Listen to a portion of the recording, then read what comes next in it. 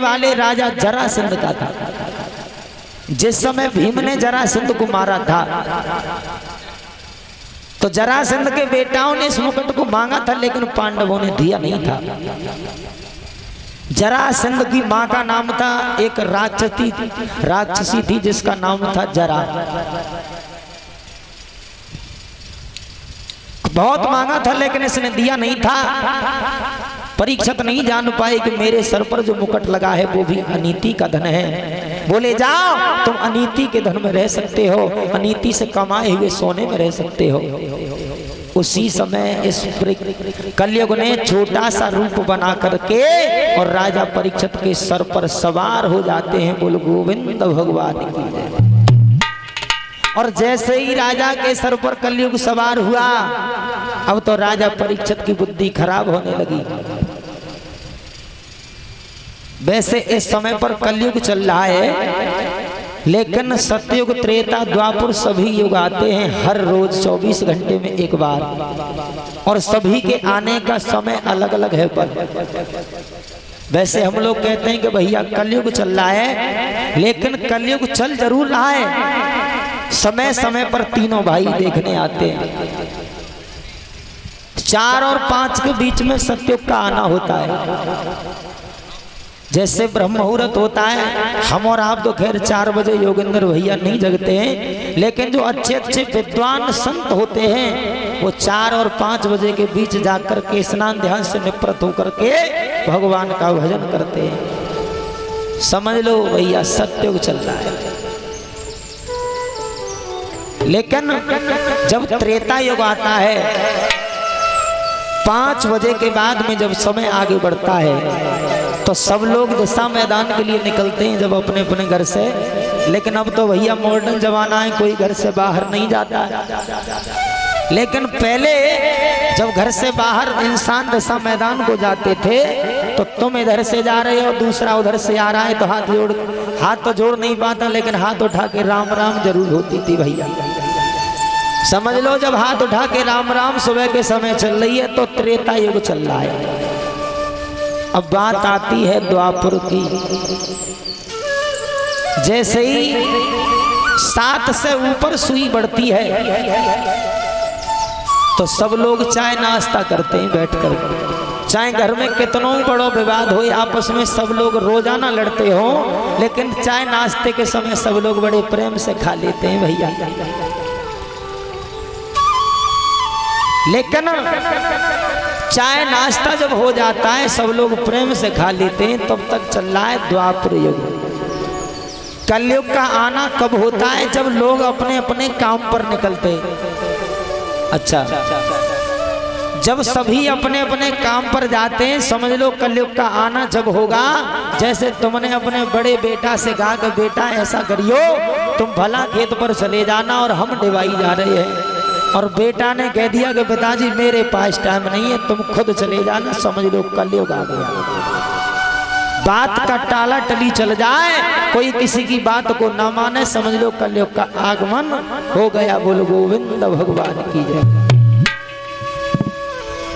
इधर जैसे ही महाराज परीक्षित के सर पर कलयुग सवार हुआ, अब तो इन्हें प्यास लगने लगी, पानी की तलाश में घूमने लगे। आगे बढ़ करके देखा तो एक आश्रम दिखाई दिया, और जब राजा को आश्रम दिखाई दिया है सजनों,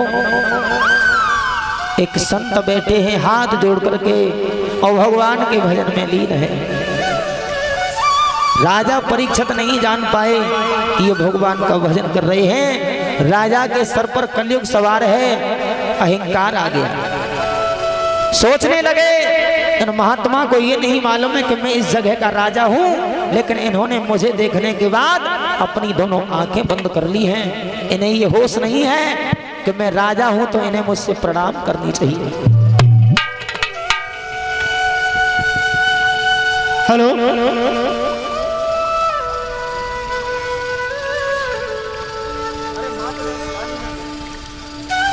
इधर महाराज परीक्षित ने और आगे बढ़े, जवाब देने लगे, कहने लगे महात्मा जी मुझे प्यास लग रही है, अगर पानी हो तो मुझे पानी दे दो।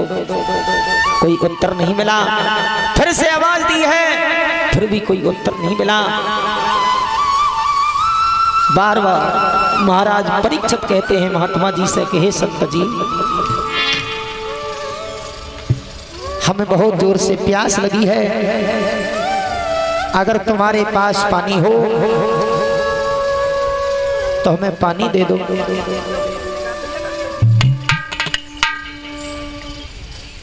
उसी समय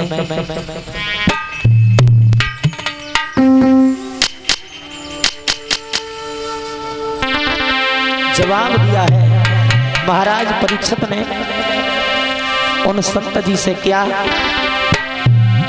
कि महात्मा आंखें खोलो। हे बाबा, ओ बाबा अखियां खोलो और हमको पिलैया ठंडो नीर। हे महात्मा जी, अगर तुम्हारे कानों तक मेरी आवाज जा रही हो तो प्यास की वजह से मेरा दम निकला जाता है, मुझे पानी दे दो जरा। उत्तर नहीं मिला। महाराज परीक्षित बोले महात्मा जी, ओ बाबा अखियां खोलो, हमको पिलाई दो ठंडो नील।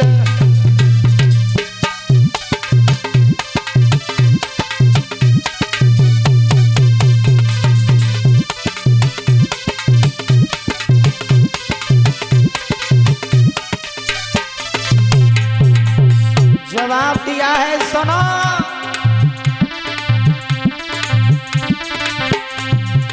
लगी कोई बड़ी जोर की प्यास,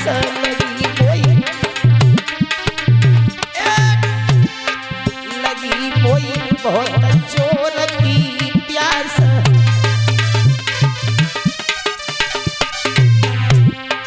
मैं चल के आयो तेरे पास, चल के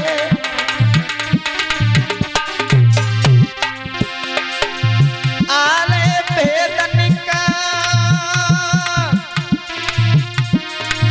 दिल को खोलो, आले बेदन का दिल को खोलो, हमको पिलैया ठंडो नीर।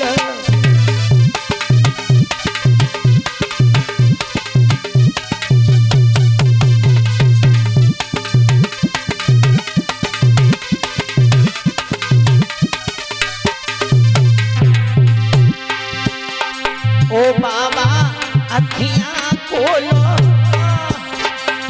महात्मा आँखें खोलो, हमको पिलाई दो ठंडो नीर।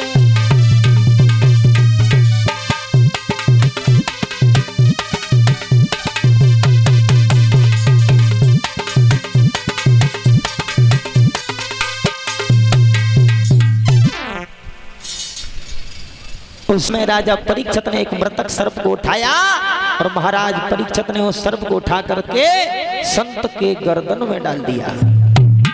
लेकिन भैया, संत की निंदा का फल ऐसा, जरे नगर अनाथ कर जैसा। एक संत की निंदा और एक गुरु की निंदा करने से कभी फायदा नहीं मिलता है, नुकसान के अलावा। सजनों, महाराज परीक्षित ने सर्प को डाल दिया और वहां से चले आए और जब घर आकर के सर से मुकुट उतार के रखा, अब तो याद आ गई कि मैंने एक संत का अपमान किया है, मुझे भगवान भी क्षमा नहीं करेगा। तब तक लोमस ऋषि के एक शिष्य थे जिनका नाम था श्रृंगी ऋषि, और जो को भगवान के भजन करने से नफरत होने के बाद आए, और जब उन्होंने अपने गुरु के गले में मृतक सर्प को देखा, क्रोध आ गया। अंजलि में जल को लिया और श्राप देने लगे। कहने लगे जिसने भी मेरे गुरु का अपमान किया है, आज से ठीक 7वें दिन यही तक्षक नाग उसी को डस ले जा करके। और श्राप देने लगे हैं भैया। कहने लगे हैं कि ओ धन के मत वाले राजा, ओ माया मध के दीवाने, बस मेरे हाथों से लिख दी तेरी मौत विधाता ने। बस सावधान, बस सावधान, ओ तक्षक जिंदा हो जइयो, आज से 7वें दिना भूप को मार के यमपुर पहुंचइयो। श्राप दे दिया, जिसने भी मेरे गुरु का अपमान किया है, आज से ठीक 7वें दिन यही तक्षक नाग उन्हें डस लेगा और उनकी मौत हो जाएगी। इधर लोमस ऋषि ने जब अपनी समाधि को खोला, श्रृंगी ऋषि पास में खड़े हैं, बोले हैं गुरुदेव तुम्हें कुछ मालूम है? बोले क्या हुआ मेरे लाल? बोले किसी ने तुम्हारे गर्दन में मरे हुए सर्प को डाल दिया है और मैंने उससे श्राप दे दिया। योग शक्ति से देखा है ध्यान धरने के बाद। बोले बेटा जिसने मेरे गर्दन में सर्प को डाला है वो कोई गैर नहीं है। बोले कौन है? जवाब दिया पांडवों के वंश का राजा जिसका नाम है परीक्षित। और बेटा तुमने उसे श्राप दिया है, लेकिन राजा परीक्षित श्राप के योग नहीं है। और एक काम करो, राजा परीक्षित को सूचना दिलवा दो कि वो आज के बाद अपनी जिंदगी का कोई ना कोई उपाय कर ले, क्योंकि अगर तुमने उन्हें सूचना ना दी फिर भी उसमें पाप है। उसी समय अपने एक शिष्य गौरमुख नाम के शिष्य को भेजा और जवाब दिया, जाओ राजा परीक्षित से कह देना कि आज से ठीक 7वें दिन उन्हें तक्षक नाग डस लेगा और उसके डसने से उनकी मौत हो जाएगी। उन्हें अपनी जिंदगी का अगर कोई उपाय ढूंढना हो तो वो ढूंढ ले। गौरमुख ने जाकर के बताया, हे राजा आज से ठीक 7वें दिन तुम्हें एक तक्षक नाग डसेगा और जिसके डसने से तुम्हारी मौत हो जाएगी। लेकिन सजनों इतनी बात सुनने के बाद महाराज परीक्षित ने कोई भी शंका नहीं की, कोई भी मन में गिलानी नहीं की। उसी समय अपने राज को छोड़ करके महाराज परीक्षित जो है वो गंगा मैया के किनारे को चल पड़े।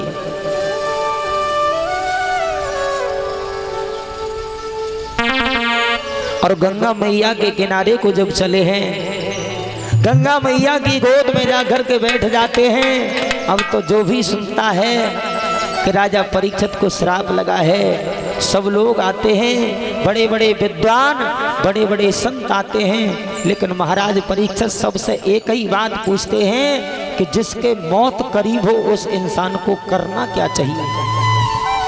लेकिन किसी ने राजा की बात का उत्तर नहीं दिया। सजनों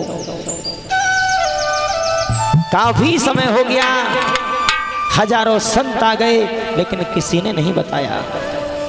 महाराज परीक्षित ने प्रण कर लिया कि जब तक मेरे सवाल का उत्तर नहीं मिलेगा तब तक मेरे मन को शांति नहीं मिलेगी। अंत में एक अद्भुत भेषधारी महात्मा सुखदेव का पदार्पण हुआ। और सुखदेव जी जब आए हैं तो जितने भी महान संत वहां पर खड़े थे, बैठे थे, सुखदेव जी को देखने के बाद सभी उठ करके खड़े हो गए और सुखदेव जी का सम्मान करने लगे। बड़ा सुंदर स्वरूप है, जनेऊ पड़ा हुआ है, पीतांबर है। और जब राजा परीक्षित ने देखा कि इतने छोटी सी उम्र के बच्चा को देख करके ये संत जब खड़े हुए हैं तो कोई ना कोई कारण जरूर होगा। क्यों? ज्ञान की और गुरु की कोई उम्र नहीं होती है परीक्षित जी। ज्ञान न जाने 5 साल के बच्चे में 100 साल के इंसान से ज्यादा हो जाता है कभी कभी, और न गुरु की कोई उम्र होती है। इधर महाराज परीक्षित ने सुखदेव के लिए उच्च सिंहासन पर बिठाया, पैरों को स्पर्श किया, प्रणाम किया है। पूछने लगे गुरुदेव मेरे दिल में एक शंका है। सुखदेव जी बोले कहो। बोले महाराज मैं ये पूछना चाहते हैं कि जिस इंसान की मौत करीब हो उस प्राणी को आखिर करना क्या चाहिए। सुखदेव ने बड़ी आसानी से समझाया, मेरे लाल तुम्हें नहीं मालूम जिस इंसान की मौत करीब हो ना उस इंसान को तो सतत निरंतर भगवान का भजन ही करना अच्छा है। बोल गोविंद भगवान। क्यों? बिना भजन के और बिना भगवान के दुनिया में कुछ होने वाला नहीं है।